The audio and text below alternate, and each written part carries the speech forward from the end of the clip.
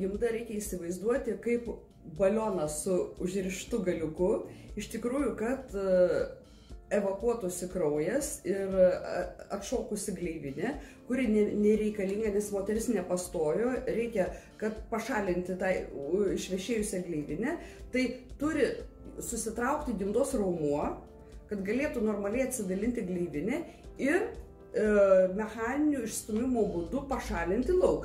Taigi spazminis komponentas šiuo atveju yra išreikštas. Gimdas turi susitraukti, panašiai kaip mažojo gimdymo metu, ir pagimdyti gleivinę ir kraują.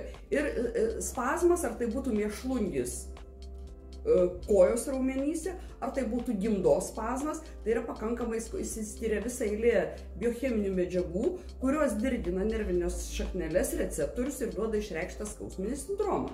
Vėlgi, tam tikrų medžiagų buvimas organizme pakankamom koncentracijom, dažniausiai tai yra mikroelementas magnis ir B grupės vitaminai, taip pat turi netrūkti polinesočių omega riebiųjų rūgščių ir šių medžiagų deriniai neretai gali iki minimumo sumažinti galimybę skausminiam sindromui.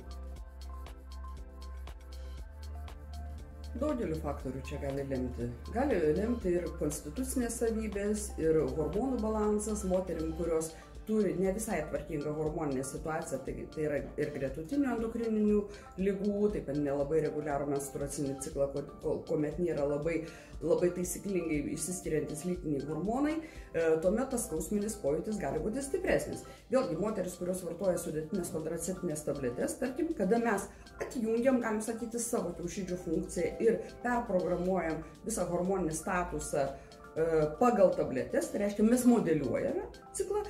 Su tabletė mes gaunam standartizuotą dozę, tai yra standartinis kiekis medžiagos estrogeno, progesterono, nėra hormoninių svyravimų, nėra hormoninių amerikietiškų kalnelių ir dėl to tokios moteris skausmus jaučia mažiau ir kitos tiesiog kitom skirtina yra sudėtinės kontraceptinės tabletės, galbūt pirminių tikslų ne nėštumo vengimo prasme, bet skausmingų menstruacijų gydymui.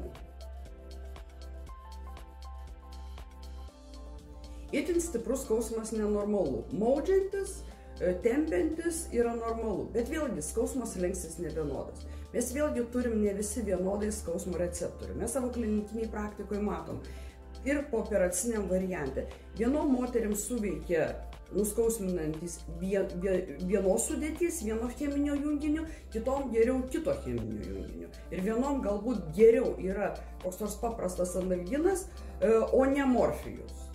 Vėlgi priklauso anatomiškai nuo kiek mes kokių skausminių receptorių turim savyje.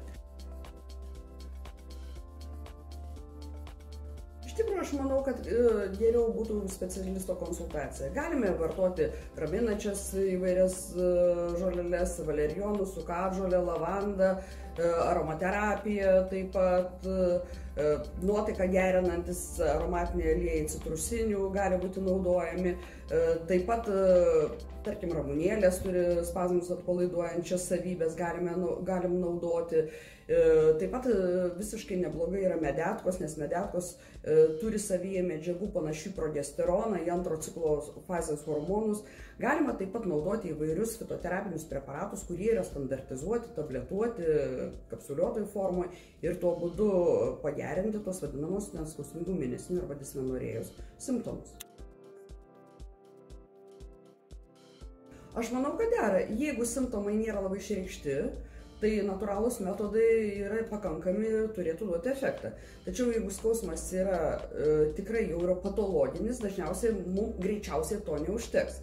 Bet kita vertus, nereiktų apeliuoti vien tik tai skausmų malšinimą. Iš tikrųjų, jeigu ciklas yra nereguliarus ir ne visiškai susireguliavę hormonai, tai galbūt duoti tam tikrų fitoterapinių priemonių, kurias gertų viso ciklo metu, tuo būdu subalansuoti hormonus ir tuo metu nebus tokio išreikšto skausminio sindromo ir atpuls poreikis vartoti didesniais kiekiais klasikinius nuskausminančius vaistus.